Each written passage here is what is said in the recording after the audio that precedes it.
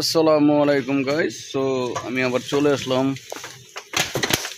চালের উপর লেচু পাড়ার জন্য। তো চাল ভেঙে যেতে পারে, তো এখান থেকে কয়েকটা লেচু আছে দেখা যাচ্ছে, তো ওইসব দেখাই যাচ্ছে। এইটা আশা করি আপনাদের ভালো লাগবে। এইগুলো পাতা যত ভেঙে দিবেন তত আপনার লেচু গাছের মধ্যে লেচু হবে। যারা বুঝেন না জানেন না তাদের জন্য এই ভিডিওটা। লেচু গাছের যে পাতাগুলো আছে এগুলো এবার ভেঙে দিবেন। ভেঙে দেওয়ার থেকে লেচু বেশি করে হবে। তো আশা করি আপনারা বুঝে গেছেন, বুঝে গেলে ভালো। তো এভাবে ভেঙে ভেঙে দিলে লেচু ভালো হয়।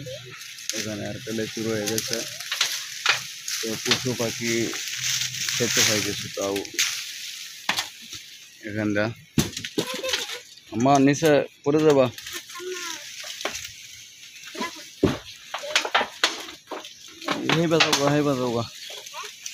হেবা যাওয়া লেচু পড়া শেষ পর্যায়ে।